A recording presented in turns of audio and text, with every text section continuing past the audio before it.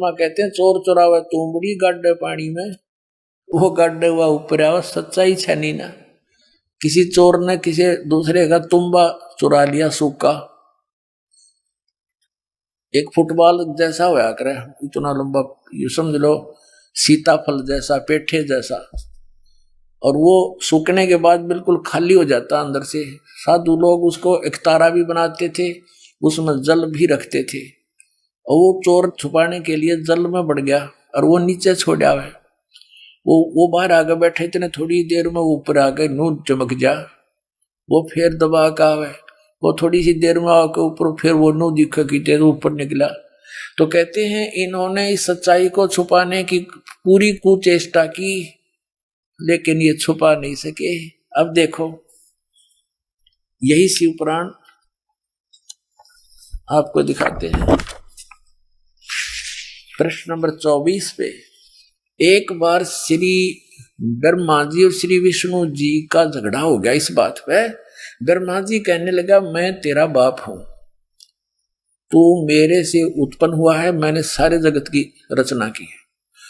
और विष्णु जी कहने लगे मैं तेरा पिता हूं, तेरा जनक हूं, तेरी उत्पत्ति मेरी नाभि कमल से हुई है। इस बात पर दोनों का काफी युद्ध हो गया। इस काल रूपी ब्रह्म ने, इनके पिता ने, ये गुप्त रहता है, इसने प्रतिज्ञा कर रखी है मैं कभी किसी के समक्ष नहीं आऊंगा, अपने ओरिजिनल रूप में, ओरिजिनल वास्तविक रूप में। ये कभी जैसे कहीं पर, जैसे ब्रह्मा विष्णु का आपस में विवाद हुआ तो शिव रूप में आ गया, कहीं पर विष्णु और शिव का विवाद होता है तो ये ब्रह्मा के रूप में खड़ा हो जाता है। तो ये समझ नहीं पाए कौन है ये, के सांग है।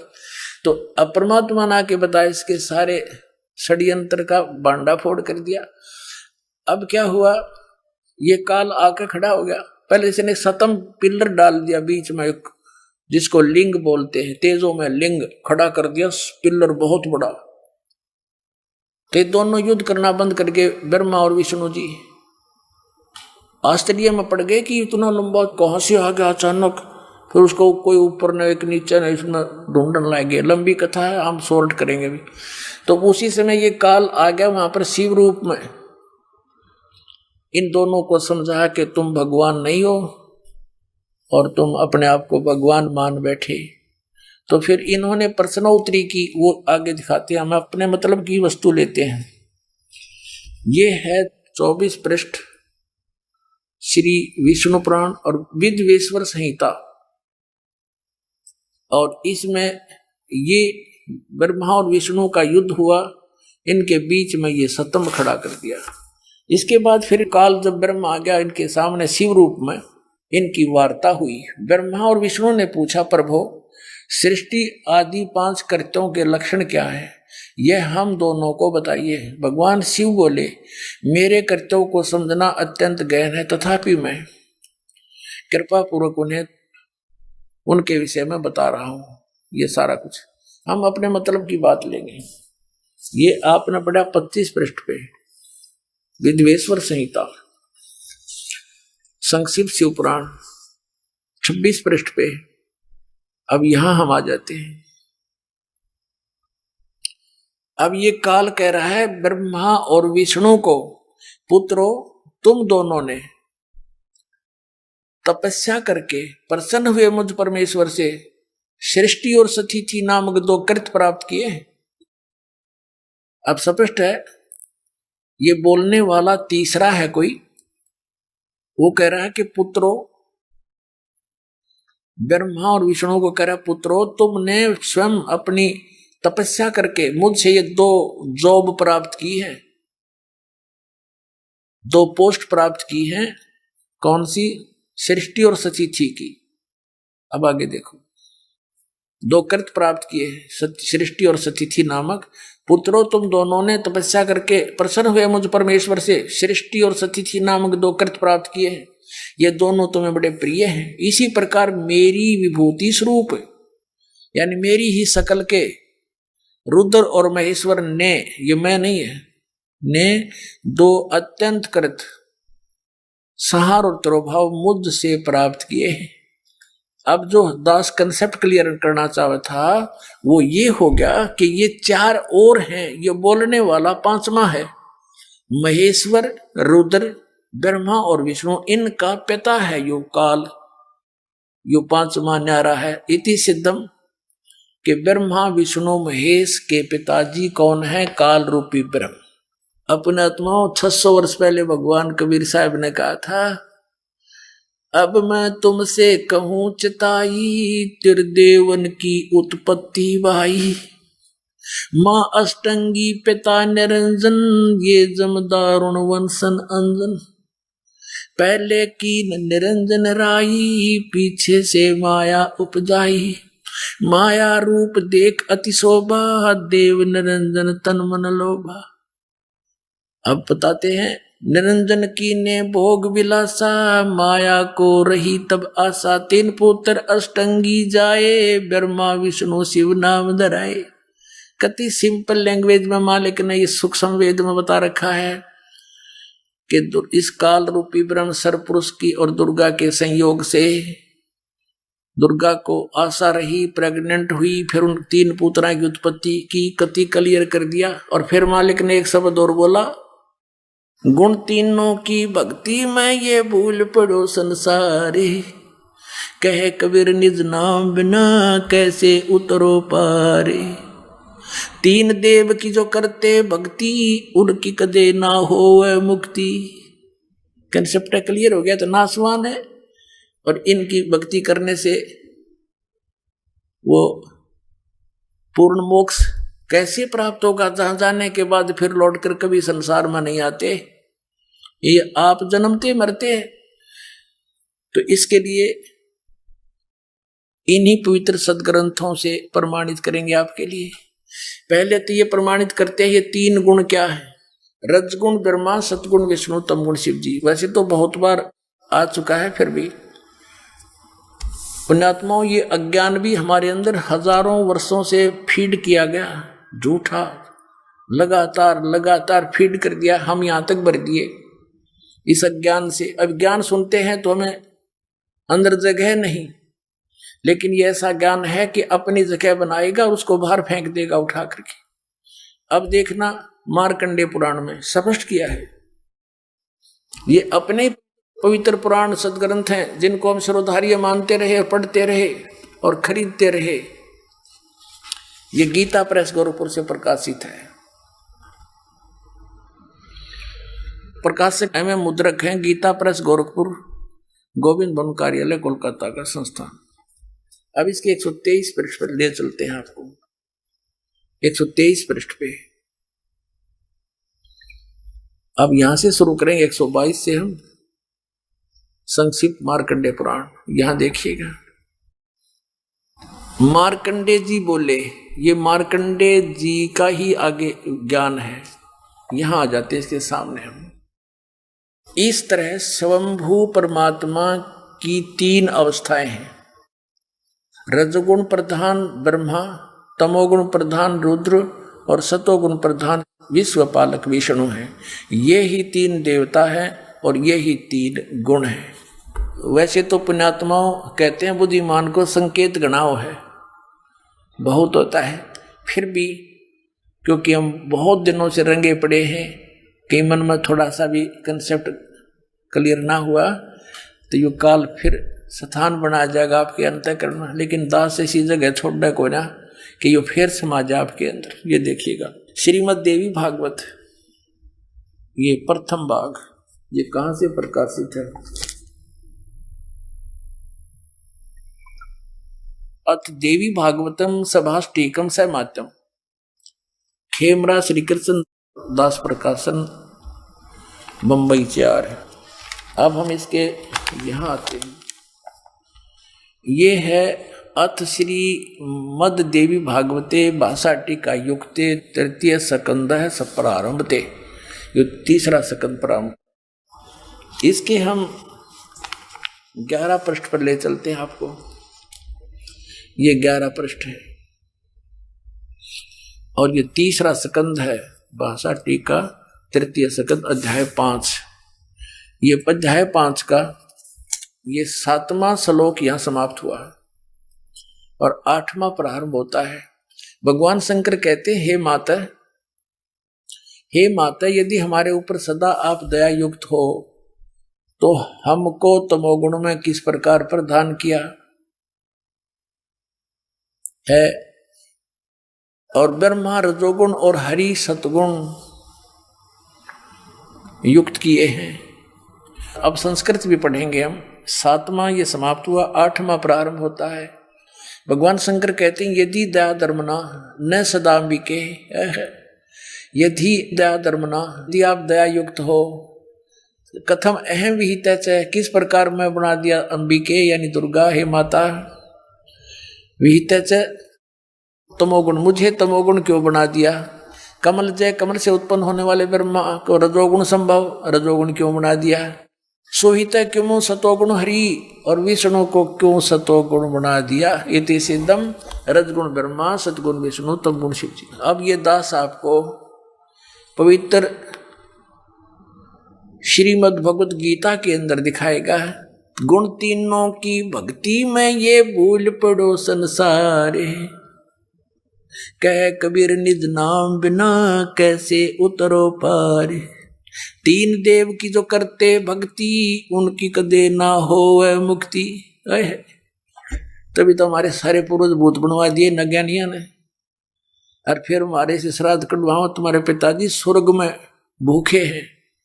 नकलियो, स्वर्ग में जब कुछ है ही नहीं, वो स्वर्ग कहाँ हो गया जिसमें भूखे मरे हमारे पूर्वज। बोला स्वर्ग बेच दिए, गति कर दी उनकी, सारे क्रियाक्रम करे पाछे। और फिर न कहो भूखे हैं उनको ये दान करो, किसा मूर्ख बना रखा था इन्हें। अब ये देखिएगा श्रीमद् भगवत गीता अध्याय नंबर 7 का जयदयाल गोविंद का इसके अनुवादक हैं, गीता प्रेस गोरखपुर से ये छपी है। ये देखिएगा अध्याय नंबर 7 के 1, 2, 3 में गीता ज्ञानदाता कहता है कि अर्जुन, अब ऐसा ज्ञान बताने जा रहा हूं जिसको जानने के बाद कुछ भी जानना शेष नहीं रहेगा। देखना, अथ सप्तमोऽध्याय 7वां अध्याय प्रारंभ। श्री भगवान उवाच, इसमें कितना भी श्री कृष्ण उवाच नहीं है, भगवान उवाच। ये आप देख रहे हो सामने, रिय के कृष्ण जी ने बोली, हे पार्थ, अनन्य प्रेम से मुझ में आसक्त चित्त मेरे प्राण होकर तथा अनन्य भाव से मेरे प्राण होकर योग में लगा हुआ, जिस प्रकार से संपूर्ण विभूति बल ऐश्वर्य आदि गुणों से संपन्न सबके आत्म रूप मुझको संशय रहित जानेगा, उसको सुन। कहते तू मुझे अच्छी तरह समझ जाएगा, वो ज्ञान बताता हूं। 7 में जाएगा 2 श्लोक। मैं तेरे लिए इस विज्ञान से तत्व ज्ञान को संपूर्णता कहूंगा, जिसको जानकर संसार में फिर कुछ भी जानने योग्य शेष नहीं रह जाता। अब ये 5वें श्लोक में 2 प्रकृति बताई है। इस 7वें अध्याय के 5वें श्लोक में पृथ्वी जल अग्नि वायु आकाश मन और बुद्धि और अहंकार, ये तो 8 प्रकार की जड़। इस प्रकार ये तो 8 प्रकार से विभाजित मेरी प्रकृति है। ये 8 प्रकार के भेद वाली है। ये तो अपरा मेरी जड़ प्रकृति है। और इससे दूसरी जिससे यह संपूर्ण जगत धारण किया है, मेरी जीव रूपा प्राचेतन प्रकृति जान, ये दुर्गा है। आगे देखो, हम आते हैं अध्याय नंबर 7 के और श्लोक नंबर 12 पे, क्योंकि ताजा ताजा सिद्ध हुआ है कि रजगुण ब्रह्मा है, सतगुण विष्णु, तमगुण शिव जी, ये याद रखना। अब ये गीता ज्ञान दाता ब्रह्म है, काल है, और ये कह रहा है कि और भी जो सतगुण से उत्पन्न होने वाले भाव हैं, सतोगुण यानी विष्णु से सतिथि, और जो रजगुण से तथा तमगुण से, रजगुण ब्रह्मा जी से उत्पत्ति, तमोगुण से संहार शंकर जी से, तमगुण शंकर से संहार होने वाले भाव हैं, उन सबको मुझसे ही होने वाले हैं ऐसा जान, परंतु वास्तव में उनमें मैं और वे मुझ में नहीं है। अब पुण्यात्माओं, इस काल भगवान को 1,00,000 मानव शरीरधारी प्राणियों के शरीर से निकले गंध को खाने का श्राप लगा हुआ है, जिस कारण से इसने अपने तीनों पुत्रों को ये यहाँ की व्यवस्था दे रखी है कि ब्रह्मा जी रजोगुण है, जिसके प्रभाव से हम संतानों उत्पत्ति करते हैं सभी प्राणी विवश होकर के, जीव के बस की नहीं। और सतोगुण श्री विष्णु जी के सतोगुण के प्रभाव से हम एक दूसरे में जकड़े हुए हैं, हमारे अंदर इतनी ममता भर रखी है, हमारे बस का नहीं से दूर हो सके। और तीसरा जो संहार करता है शंकर भगवान, ये भी काल का पुत्र है। तो इन तीनों से ये कहता है कि जो रजगुण से होता है ब्रह्मा जी से उत्पत्ति और विष्णु जी से स्थिति और शिव जी से संहार, जो कुछ भी हो रहा है इसका निमित्त कारण तो मैं ही हूं, पर मैं इनके सामने नहीं आता, इनसे अलग रहता हूं। अब आगे चलते हैं, देखिएगा अध्याय नंबर 7 और श्लोक नंबर आपने 12 पढ़ लिया। और भी जो सतोगुण से उत्पन्न होने वाले भाव हैं, यानी सचिथि, और रजोगुण जो ब्रह्मा से सृष्टि उत्पत्ति, और तमोगुण शंकर से जो संहार होता है, उन सब को मुझसे ही होने वाले हैं ऐसा ही जान, परंतु वास्तव में इनमें मैं और वे मुझ में नहीं है, इनसे बाहर है ये। अब 13वें में कहा है कि गुणों के कार्य रूप सात्विक राजस और तामस, इन तीनों प्रकार के भाव से, यानी इन्हीं के ऊपर आसक्त ये सारा संसार प्राणी समुदाय मोहित हो रहा है, इन तक सीमित है, ब्रह्मा विष्णु महेश तक। इन तीनों गुणों से, रजगुण ब्रह्मा, सदगुण विष्णु, तमगुण शिव जी से परे मुझ अविनाशी को नहीं जानता। ये कहते हैं इनसे ऊपर हूं मैं, अलग हूं। अब आगे देखो, अब 14वें में कमाल कर दिया, श्लोक नंबर 14 7वें अध्याय का। क्योंकि यह अलौकिक अर्थात अति अद्भुत त्रिगुणमयी मेरी माया, रजगुण ब्रह्मा, सतगुण विष्णु, तमगुण शिव जी के द्वारा फैलाया गया ये जाल, ये बड़ी दुस्तर है, बड़ा खतरनाक है। जो पुरुष केवल मुझको निरंतर भजते हैं वे इस माया को ब्रह्मा विष्णु महेश से ऊपर उठ जाते हैं, उल्लंघन कर जाते हैं। यानी जो ब्रह्म से लाभ होता है वो ब्रह्मा विष्णु महेश के लाभ से अधिक स्वर्ग प्राप्ति होती है। अब यहाँ कहते हैं 15वें श्लोक में कमाल कर दिया, 7वें अध्याय के गीता जी में, माया के द्वारा जिनका ज्ञान हरा जा चुका है, रजगुण ब्रह्मा, सतगुण विष्णु और तमगुण शिव जी रूपी इस त्रिगुणमयी माया द्वारा जिनका ज्ञान हरा जा चुका है, जो केवल इन्हीं की भक्ति तक सीमित है, इनसे आगे किसी की सुनना नहीं चाहते। आसुर स्वभाव, राक्षस स्वभाव को धारण किए मनुष्यों में नीच और दूषित कर्म करने वाले मूढ़ लोग, मूर्ख, माम न प्रपदन्ते, मुझको नहीं भजते, यानी जो ब्रह्मा विष्णु महेश तक की भक्ति में लगे रहते हैं, उनके बारे में क्या बताया है कि असुर स्वभाव को धारण किए हुए मनुष्यों में नीच और तरह के जो और दूषित कर्म करने वाले मूर्ख लोग, पुण्यात्माओं, परमात्मा ने 600 वर्ष पहले कहा था, 3 देव की जो करते भक्ति उनकी कदे ना होवे मुक्ति। और गीता जी ने इनको क्या संज्ञा दे दी आपके समक्ष है। इस ब्रह्मा विष्णु, रजगुण ब्रह्मा, सतगुण विष्णु, तमगुण शिव जी के पुजारियों को, राक्षस स्वभाव को धारण किए हुए मनुष्यों में नीच दूषित कर्म करने वाले मूर्ख, 4 गाली इकट्ठी दे रखी गीता जी में। दास नहीं कह रहा, अपने सदग्रंथ कह रहे हैं जिनको हम श्रोधार्य मानते हैं। अब ये कौन है आगे और क्लियर हो जाता है। देखिए, ये कहता गीता ज्ञानदाता कि मेरी भक्ति भी ना करते। आगे देखो, अब 7वें अध्याय का 20वें श्लोक में और कंसेप्ट क्लियर किया है। उन भोगों की कामना द्वारा जिनका ज्ञान हरा जा चुका है, ब्रह्मा विष्णु महेश से मिलने वाले अस्थायी लाभों से, जैसे रावण ने सोने की लंका बना ली और के चला उसके साथ, सिर में मार लिया लंका ने। उन भोगों की कामनाओं के द्वारा जिनका ज्ञान हरा जा चुका है, वे अपने स्वभाव से प्रेरित होकर उस नियम का धारण करके अन्य देवताओं को भजते हैं। ब्रह्मा विष्णु महेश भी अन्य देवताओं में आते हैं, अर्थात उनकी ही पूजा करते हैं। और 21 में क्या कहा, 7वें अध्याय के 21 में से, अब जो जो सकाम भक्त जिस जिस देवता के स्वरूप को श्रद्धा से पूजना चाहता है, उस भक्त की श्रद्धा को मैं उसी देवता के प्रति सचेत कर देता हूँ। मैं देता हूँ उनको थोड़ा बहुत लाभ मिलता है तो मैं वहां फिट रखता हूँ उनको। कभी विष्णु के रूप में प्रकट हो जा, किसी के शिव जी के रूप में। अब 22 में क्या कहा है कि वह पुरुष उस श्रद्धा से युक्त होकर उस देवता का पूजन करता है, यानी ब्रह्मा विष्णु महेश की ही बारे में कहा है, और उन देवताओं से मेरे द्वारा ही विधान किए हुए उन इच्छित भोगों को निसंदेह प्राप्त करता है। यानी मैंने उनको थोड़ी सी पावर दे रखी है, उन्हीं से प्राप्त करता है थोड़ा बहुत। परंतु उन अल्प बुद्धि वालों का, मूर्खों का, उन अल्प बुद्धि मंद बुद्धि वालों का वह फल नाशवान है, ब्रह्मा विष्णु महेश के पूजने वालों का। और देवताओं को पूजने वाले देवताओं को प्राप्त होते हैं और मेरे भक्त मुझको प्राप्त होते हैं। यही नड़ा दिया। अब चाहे जैसे भी भजे, ये अनुवाद करता की बकवाद है, मूल पाठ में नहीं है। इसमें मेरे भक्त मुझको प्राप्त होते हैं, इसने तो अपना बता दिया, मेरा ओम नाम है 8वें अध्याय के 13वें श्लोक में, और कुछ नहीं बजना। इन्हें कह दो जैसे चाहे बजे। अभी ना अपना डंगा केड़ा दिया, जैसे चाहे का अर्थ कर दिया। हरे राम हरे कृष्ण राधे राधे श्याम मिला दे, चाहे कुछ भी जाप कर ले उसी तो मिले। ये है अनुवाद कर्ता की बकवाद, अज्ञान सोच।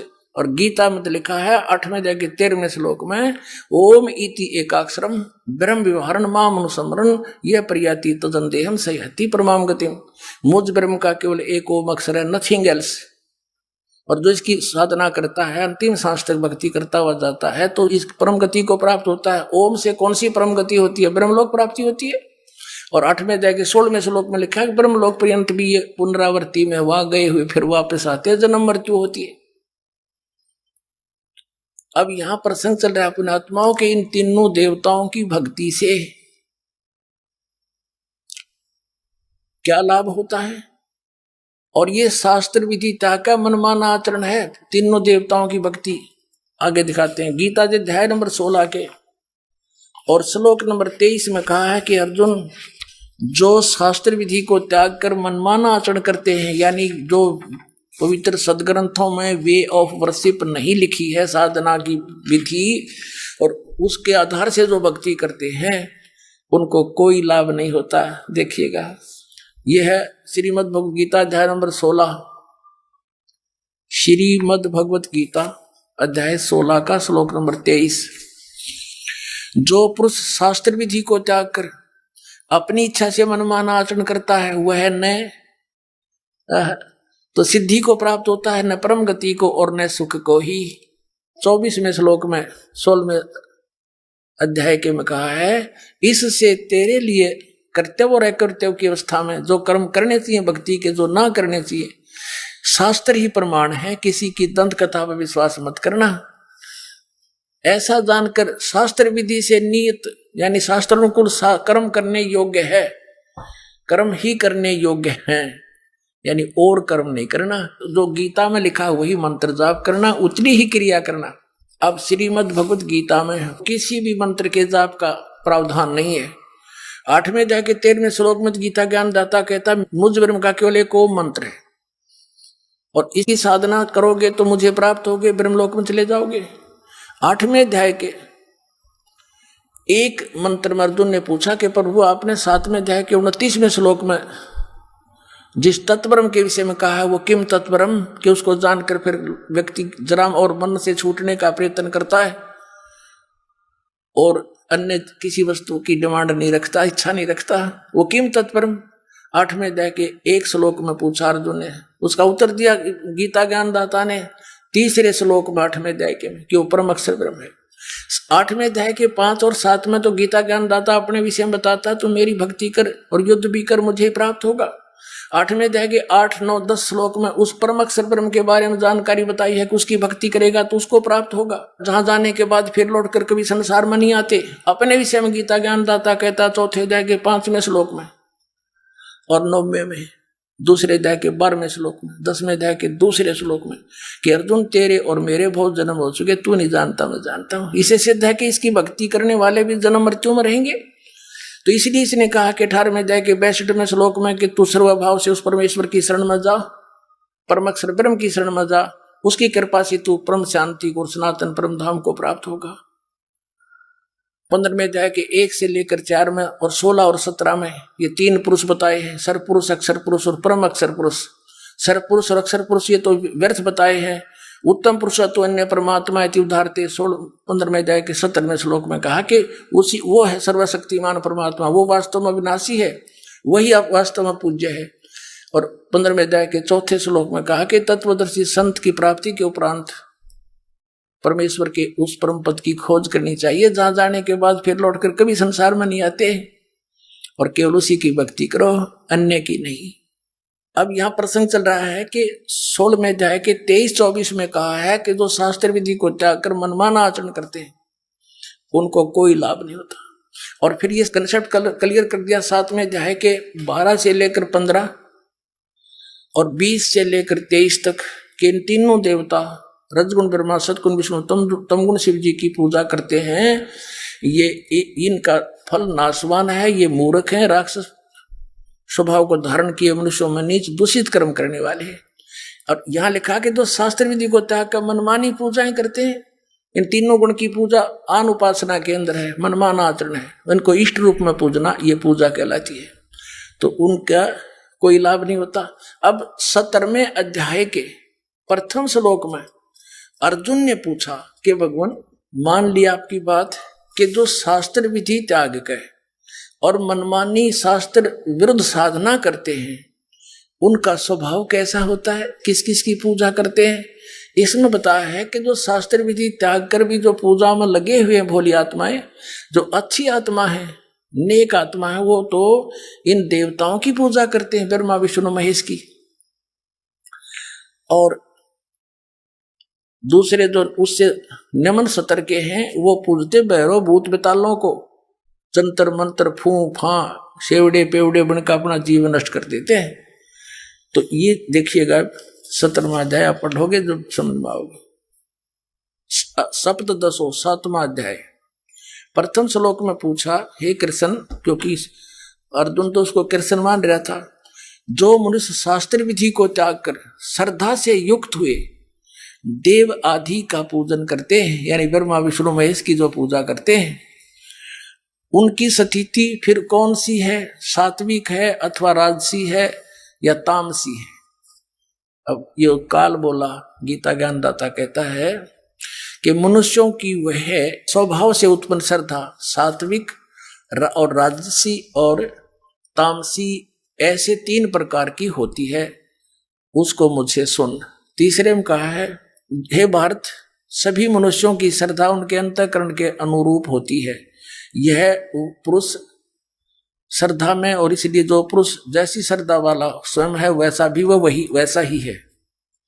अब यहाँ चौथे में बताया 17वें अध्याय के में कि सात्विक पुरुष अच्छी आत्मा देवों की पूजा करते हैं, तो शास्त्र विरुद्ध है, तो कति अज्ञान व्यर्थ है वो भी, लेकिन ये तो सिर्फ न्यों बता रहा किसे आदमी किसकी पूजा करते हैं, किस स्वभाव के हुए।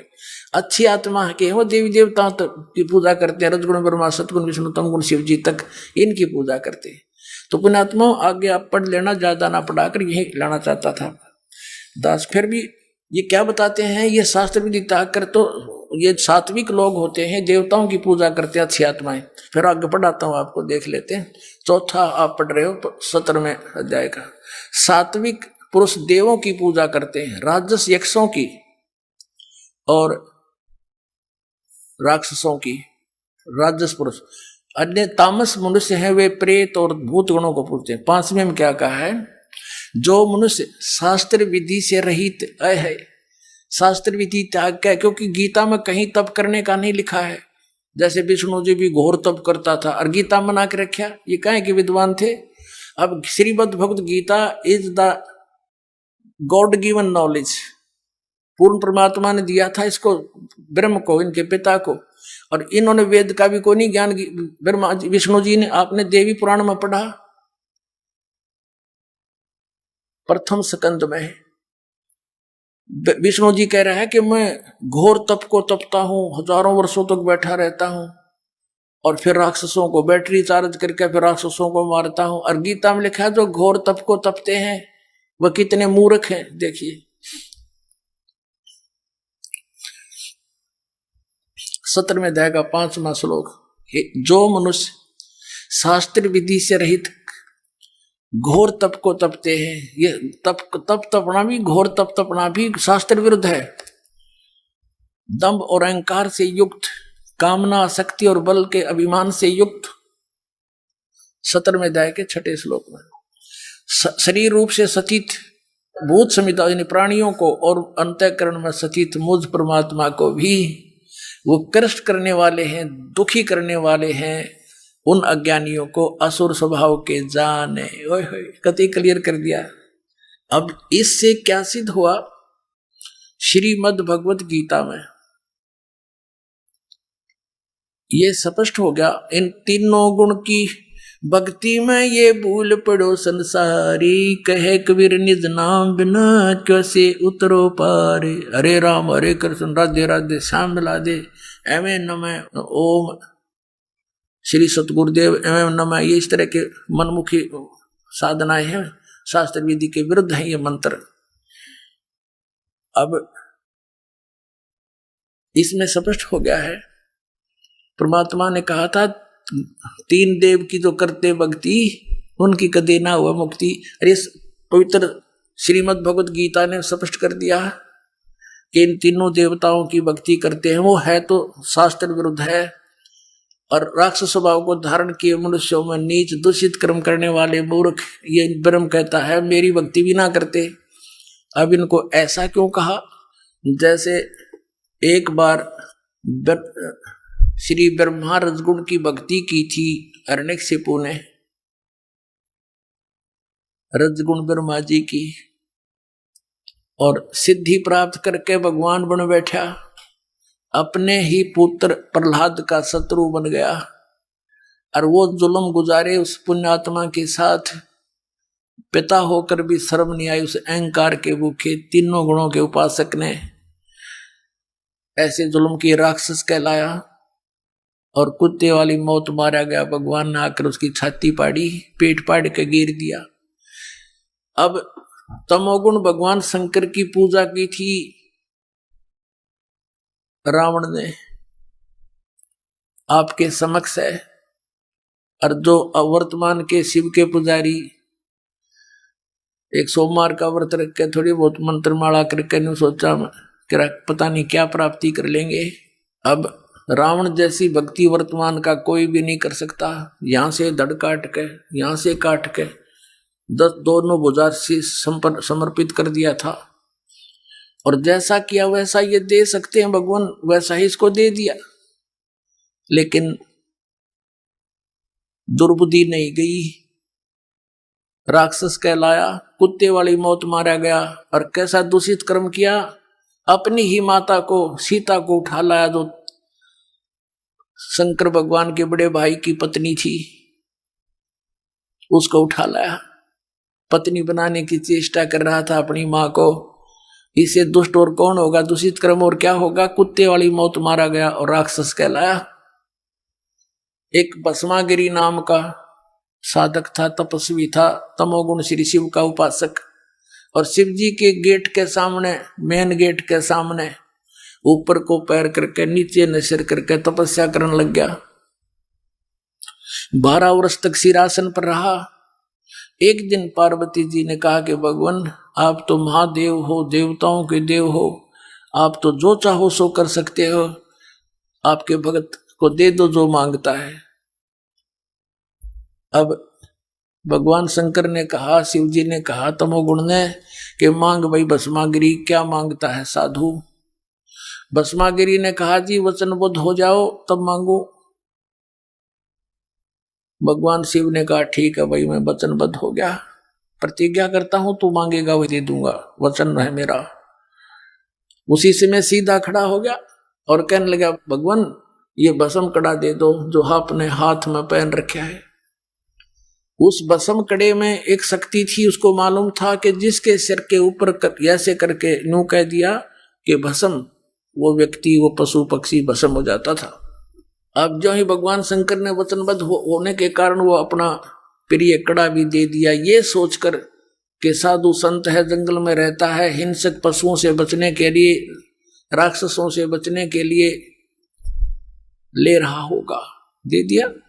जो ही कड़ा हाथ में आया और एकदम ठाके मारकर हंसने लगा कि शंकर होले होशियार, तुझे मारूंगा और पार्वती को अपनी पत्नी बनाऊंगा। हा हा हा। अब उसने न्यू किया, शंकर भगवान जान गया कि तो एकदम चेंज हो गया सारा, इसका तो हाव भाव बदल गया नीच का। भगवान शंकर ने डांक ठोक दी, फुल स्पीड तक भाग लिया, 100 की स्पीड तक। आगे आगे भगवान और पीछे पीछे पुजारी जा खखाट पट्या। तो परमात्मा ने आके रजा करी, उनके शंकर जी के और उस पुजारी के बीच में आकर पार्वती रूप बना के खड़े हो गए खुद परमात्मा। और वो तो पार्वती के लिए भाग ही रहा था, उसने सोचा चल 2 बात कर लेता हूं पार्वती से, रुक गया। अब पार्वती रूप में परमात्मा ने कहा कि आप रुक जाओ, क्यों भागे जा रहे हो, आओ बैठो 2 बात करेंगे। अब शंकर जी तो आपके निकट आ नहीं सकता, 100 किलोमीटर तो उड़ा नहीं डटे भी। अब वो निश्चिंत होकर खड़ा हो गया। पार्वती रूप में प्रभु ने कहा कि मुझे कुछ डांस करके दिखा ताकि मेरा मन प्रसन्न हो, आपको पसंद करूं। वो कहने लगा मैंने नाचना तो ना आता, मैं साधु संत, मैंने तपस्या की है। तो पार्वती रूप में भगवान ने कहा कि मैं सिखाती हूं तुझे, पहले डांस करके दिखा मुझे। इस हाथ को ऐसे कर, इस पैर को ऐसे कर, इसको ऐसे कर, इसको ऊपर ला, इसको नीचे कर। धीरे धीरे जिस हाथ में उसको कड़ा था वो सिर पर आ गया ना, तो उस बोली बूझ के जब कह दिया भस्म, वो भस्मा गिरी नष्ट हुआ। अब उस कड़े को लेकर विष्णु रूप धारण करके परमात्मा शंकर भगवान के से काफी आगे खड़े हो गए और कहा कहां दौड़ रहे हो। बोले नाथ कहां चले, शंकर जी कहां जा रहे हो, कि भाग ले विष्णु भाग ले, पीछे एक दुष्ट आ रहा है, उसने मेरे से धोखा किया है। तब विष्णु रूप में प्रभु ने कहा कि देखियो तेरा कड़ा मैं ले आया, उससे भाग, डरे मत, वो मैंने नाश मार दिया है। कि नहीं नहीं ये कोई और होगा, कि वही है, चिंता ना कर। दौड़ता दौड़ता पूछ रहा कैसे क्या कर दिया, कि मैंने उसको ऐसे ऐसे पार्वती रूप बनाया, उसके सामने खड़ा हो गया, उसको गंड हाथ नचा के, नाच नचा के, और उसको ऐसे किया जब वो मार दिया। शंकर भगवान ने कहा मुझे उसकी वो ऐसे दिखा दे, राख कहां से जलिया है। वो ला के दिखा लिया ना कि यो पड़ा उसकी राख। जब कलेजे की धड़कन बंद हुई भगवान शिव जी की, जिसको अविनाशी कहा करते, अजरो अमर मृत्युंजय कालंजय सर्वेश्वर महेश्वर। बताओ, ये थे हमारे टीचर हिंदू धर्म के, नकली गुरु, मूर्ख बना रहे हमारे को हजारों वर्षों से। अपने आत्माओं, ये तो 2 गुणों के पुजारियों का निर्णय हो गया। किसे थे, राक्षस स्वभाव को धारण किए हुए मनुष्यों में नीच दूषित कर्म करने वाले मूर्ख। अब भस्मा गिरी जैसा नीच कर्म कौन करेगा, भगवान की पत्नी पे, और नीत खराब कर दिया अपनी मां पे, तो इसे दुष्ट गीता जी में कहा है, राक्षस स्वभाव को धारण किए। भस्मा असुर कहलाया, भस्मा राक्षस कहलाया, भस्मा गिरी से। अब सतोगुण श्री विष्णु जी के पुजारी वैष्णो धर्म, वैष्णो साधु होते हैं। एक समय हर की पैड़ी हरिद्वार के अंदर एक कुंभ के पर्व की, कुंभ के मेले की, त्योहार की पर भी लगी। हर की पैड़ियों पर वो पर भी लगनी थी, वहां स्नान करना था। तो सभी ये छठदल बोला है न, 6 प्रकार के को, गिरी, पुरी, नागा, सन्यासी, वैष्णो, नाथ, ये छठदल कहलाते हैं। दल माने संख्या, अलग अलग ग्रुप, दल माने पूरा समूह। तो ये सब छठदल अपने अपने स्थान पर, अपने अपने डेरों में, अपने अपने ग्रुप में, गिरियों में गिरी, पुरियों में पुरी, सन्यासियों में सन्यासी, नागाओं में नागा, वैष्णों में वैष्णो साधु जा करके अपने ग्रुप में वहां हरिद्वार में इकट्ठे हो गए। ये ऐसा ही करते हैं। और जब स्नान करने का समय आता है, उस समय ये सभी चल पड़ते हैं अपने मुखिया के पीछे पीछे। अपने अपने अलग अलग गिरियों का मुखिया अलग होता है, पुरियों का अलग, सन्यासियों का अलग, वैष्णों का अलग, नागाओं का अलग। ये नागा और गिरी, पुरी, सन्यासी और ये नाथ, ये सारे तमोगुण शिव के उपासक, सतोगुण विष्णु के उपासक वैष्णव साधु। पहले नागा पहुंच गया पूरा ग्रुप, कोई हजारों की संख्या में, 50-60 हजार, और हर की पैड़ी पर नहाने के लिए पोजीशन पकड़ के नहा पहले स्नान करने लगे। पीछे से आगे वैष्णव का समूह पूरा। वैष्णव ने आकर कहा कि हे सतोगुण वैष्णव, विष्णु के उपासकों ने कहा कि हे नागाओ, तुम पहले स्नान मत करना, प्रथम हम स्नान करेंगे, हम सर्वश्रेष्ठ हैं। नागा कहने लगे नहीं, हम सर्वश्रेष्ठ हैं, हम प्रथम स्नान करेंगे, हम त्यागी और बैरागी हैं, हम नी इच्छा रहते हैं, हम वस्त्र तक भी ग्रहण नहीं करते, और हम सर्वश्रेष्ठ हैं, हम प्रथम स्नान करेंगे। अब वैष्णव साधु कहने लगे वो संत कि तुम काहे के श्रेष्ठ हो, हैं? तुम नंगे फिरते हो पशु की तरह, राख लपेटे रहते हो, आज तुम नहाने वाले बन गए, शरड फिरडो, टट्टी के हाथ भी ना धोते तुम, आज प्रथम स्नान करने पर तुल गए हो। अब इतनी बात से वो क्षुब्ध हो गए। कौन? नागा। भगवान भूल गए, वो कुंभ का मेला की पर भी भूल गए, उल्टे फिर गए एकदम, और उसने उनके बाल पकड़ दिया, उसने उनके गुट्टम गुट्टा, फिर तलवार निकाल लाए, तीर मारे एक दूसरे के, पूरी छुरी घोंप देनो एक, यानी बुड़के भर भर काट खाए, कत्लेआम कर दिया। 25,000 ये त्रिगुणोपासक कटका मर गए वहां हर की पैड़ी हरिद्वार के अंदर। होय होय। अब इसके विषय में सुख संवेद में कहा है, तीर तुपक तलवार कटारी जमदड़ जोर बधावे हैं, हर पैड़ी हर हेत न जाण्या वाजा तेग चलावे हैं, काटे शीस नहीं दल करुणा ये जग में साध कमावे हैं, जो जन इनके दर्शन को जावे उनको भी नरक पठावे हैं। ओए होए। 4 पंक्तियों में निर्णय दे दिया सुख संवेद में परमात्मा ने, कबीर भगवान ने, के तीर तुपक तलवार कटारी और डट के लठ बजावे हैं, जमदड़ जोर बधावे हैं, और हर पैड़ी हर हेत नहीं जाना। हर की पैड़ी कहे भगवान की छाती पे कत्लेआम कर डाला, हर पैड़ी हर हेत नहीं जाना, वहां जाते गए यानी तलवार चलावे हैं, और काटे शीश नहीं दल करुणा ये जग में साध कमावे हैं, इन्हें तुम संत भी कहते हो, और जो जन इनके दर्शन को जावे उनको भी नरक पठावे, उन भी ये पाठ पढ़ाओगे, ऐसे उनको बना देंगे। आज तक ये कैसा जुल्म करते रहे, हिंदू मुसलमानों को मार डालते हैं इन्हीं के बहकाए हुए, और मुसलमान हिंदुओं का काट डालते हैं और काजी और मुल्लाओं के बहकाए हुए। तो पुण्यात्माओं, जब तक हम तत्व ज्ञान से परिचित नहीं होंगे, हमारी ऐसे ही ये हमारी दुर्बुद्धि बनाए रखते हैं, हमारा दुरुपयोग करते हैं ये मूर्ख लोग अपने स्वार्थ के वास्ते, ये नकली गुरु। अब ये शराब ये पीवे हैं, और मांस ये खावे, सुल्फे ये पीवे, भांग ये पीवे, ये सन्यासी सरस्वती कमावे। तो यहाँ क्या बताया है कि हर पैड़ी हर हेत नहीं जाना वहां जाते एक चलावे हैं, और काटे शीश नहीं दल करुणा दया नहीं इनके अंदर। अरे न साधु कहो तुम, ये जग में साध कमावे हैं। तो ये तो लक्षण, ये तो बता दिया परमात्मा ने, गुण तीनों की भक्ति में ये भूल पड़ो संसारे, कहे कबीर निज नाम बिना कैसे उतरो पार। निज नाम यानी सतनाम के बिना, उस सच्चे नाम बिना पार कैसे होगे। अब जैसे गीता जी अध्याय नंबर 17 के श्लोक नंबर 23 में लिखा है कि ओम तत्सत इति निर्देश ब्रह्मण त्रिविध समर्थ है। सच्चिदानंद घन ब्रह्म के पाने की इस 3 मंत्र की साधना करनी होगी। 8वें अध्याय के 13वें श्लोक में गीता ज्ञानदाता कहता है कि ओम इति एक अक्षरम ब्रह्म व्यवहारण माम स्मरण ये प्रियाति तदन देहम सयाति परमाम गतिम। मुझ ब्रह्म का केवल एक ओम मंत्र है, जो इसका अंतिम श्वास तक सिमरण करता हुआ शरीर छोड़कर जाता है तो परम गति को प्राप्त होता है, जो ओम से मिलनी है।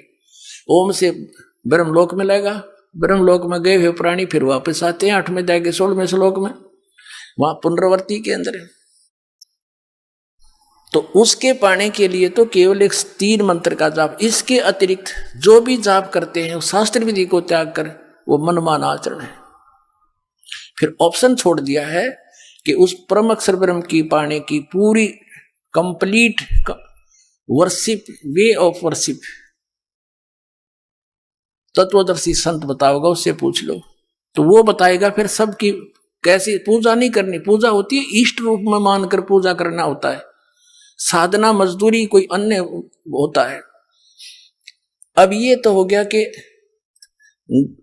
तीन देव की जो करते भक्ति उनकी कदे ना हो वह मुक्ति। 600 वर्ष पहले परमेश्वर ने कहा था ये बातें, ये ज्ञान बताया था, और आज इसका समर्थन उन सदग्रंथों ने किया जिनको हम एथेंटिक मानते हैं। तो वो क्या थे जो हमने ज्ञान दिया करते, वो नकली गुरु आज तक मूर्ख बना रहे आपको। पुण्यात्माओं जागो, समझो और मत भूत प्रेत बनो, सतलोक चलेंगे। अब गीता जी अध्याय नंबर 7 के श्लोक नंबर 16 और 17 और 18 में गीता ज्ञान दाता ब्रह्म अपनी साधना करने वालों की बताता है कौन कौन करते हैं। अर्थार्थी, आर्थ, जिज्ञासु और ज्ञानी। अर्थार्थी, आर्थ, जिज्ञासु इनको रिजेक्ट करता है कि ये भी सही साधना नहीं करते, और ज्ञानी को सिलेक्ट किया है कि ज्ञानी आत्मा होती तो अच्छी है। ज्ञानी वो होता है जिसको पता लगा कि केवल एक परमात्मा की भक्ति करनी चाहिए। वेदों में यही लिखा है कि पूर्ण परमात्मा की भक्ति से पूर्ण मोक्ष होगा। लेकिन ये भूल गए कि वेदों में यह भी लिखा था कि उस पूर्ण परमात्मा की भक्ति वेदों में वर्णित नहीं है, उसको तो तत्वदर्शी संत बताएंगे। लेकिन उन्होंने अपने निष्कर्ष निकाल लिया, यजुर्वेद अध्याय नंबर 40 के मंत्र 15 से ओम नाम सिलेक्ट कर लिया पूर्ण परमात्मा का, जबकि वो 17वें श्लोक में 40वें अध्याय यजुर्वेद के खुद कह रहा है कि मेरा तो ओम ब्रह्म है, वो मंत्र है मुझ ब्रह्म का, और वो तो प्रोक्ष है, पूर्ण परमात्मा तो ऊपर। वह इनकी बुद्धि में ना बड़ी बात, क्योंकि गुरु बिन काहू न पाया ज्ञाना, जो थोथा वो छड़े मूड किसाना। गुरु बिन वेद पढ़े जो प्राणी, समझे न सार रहे अज्ञानी। जिस कारण से इन्होंने, इन ज्ञानियों को ये तो पता लग गया ज्ञान उपासना नहीं करनी, तीनों गुणों की पूजा, रजगुण ब्रह्मा सतगुण विष्णु तम गुण शिव जी की भी नहीं करनी चाहिए। तो इन्होंने ये भी ज्ञान हुआ कि मनुष्य जीवन केवल परमात्मा प्राप्ति के लिए मिलता है, इसमें भगवान प्राप्ति साधना भक्ति नहीं हुई तो व्यर्थ है। इनको ज्ञानी कहते हैं। तो इनको तत्वदर्शी संत ना मिलने से गीता ज्ञानदाता कहता है, ये 7वें अध्याय के 18वें श्लोक में, ये ज्ञानी आत्मा है तो अच्छी उदार है, लेकिन ये मेरे वाली अनुत्तम यानी घटिया अश्रेष्ठ गति में सचित है। ये मेरे वाली अनुत्तम गति में सचित है। कौन सी गति? 8वें अध्याय के 13वें श्लोक में कहा है कि जो मुझ ब्रह्म के ओम नाम का जाप करते हैं, करता हुआ शरीर छोड़कर जाता है, मुझ ब्रह्म का जाप करता हो जाता हो, वो उसको परम गति होती है। कौन सी? ओम नाम से होने वाली परम गति। वो कहाँ? ब्रह्मलोक में जाता है। ब्रह्म 8वें अध्याय के 16वें श्लोक में लिखा गीता जी में, ब्रह्मलोक पर्यंत भी जन्म मृत्यु में आते हैं। और गीता के अन्नदाता स्वयं कहता 4थे अध्याय के 5वें श्लोक में, और 9वें श्लोक में, 2रे अध्याय के 12वें श्लोक में, 10वें अध्याय के 2रे श्लोक में गीता जी में कि तेरे और मेरे बहुत जन्म हो चुके हैं, तुम तो नहीं जानता, मैं जानता हूं। फिर जब तक जन्म मृत्यु है, फिर 18वें अध्याय के 62वें श्लोक में कहा कि इससे तेरे लिए होय होय, कहते तू सर्वभाव से उस परमेश्वर की शरण में जा, जिसकी कृपा से तू परम शांति को, सनातन परम धाम को प्राप्त होगा, उसकी कृपा से ही। तो इससे सिद्ध हो गया कि गीता ज्ञानदाता से कोई और है सुप्रीम पावर, जिससे पूर्ण मोक्ष होगा। 15वें अध्याय के 4थे श्लोक में कहा कि तत्वदर्शी संत की प्राप्ति के पश्चात परमेश्वर के उस परम पद की खोज करनी चाहिए, जहां जाने के बाद साधक फिर कभी लौटकर संसार में नहीं आता, और केवल उसकी पूजा करो, अन्य की सब त्याग दो। अपनी भी पूजा को रिजेक्ट करता है वो। पूजा माने इष्ट रूप में मानना। तो यहां इन अज्ञानियों से, अनाड़ियों से कोई पूछता है कि गीता जी अध्याय नंबर 7 के श्लोक नंबर 18 में गीता ज्ञानदाता अपने से अन्य अपनी गति को भी अनुत्तम क्यों बताता है? तो कहते हैं उसका अर्थ अनुत्तम नहीं, सर्वोश्रेष्ठ मानो। जिससे उत्तम कोई और गति ना हो, जिसको प्राप्त हो जाता है उसके बाद और कुछ जानना शेष रहता, इसलिए इसको अनुत्तम, वो अनुत्तम गति है, मूर्ख बना रहे। चौथी कक्षा के बालक ने पूछ ले, अगर इससे अधिक अच्छी कोई श्रेष्ठ गति नहीं होती, इनकी बात मान ले, तो ये 18वें अध्याय के 62वें श्लोक में कह रहा है कि उसकी शरण में जा, सर्वभाव से उस परमेश्वर की शरण में जा, जिसकी कृपा से तो परम शांति को प्राप्त होगा। 8वें अध्याय के 5 और 7 में गीता ज्ञानदाता अपनी साधना बताता है, मेरी पूजा कर मुझे प्राप्त होगा। और 8, 9, 10 में उस परम अक्षर ब्रह्म की पूजा, पूर्ण परमात्मा की पूजा के लिए कहता, उसके लिए तत्वदर्शी संत खोज ले। चौथे अध्याय के 34वें श्लोक में कहा। तो इन अनाड़ियों ने कह भी पता नहीं गीता जी का।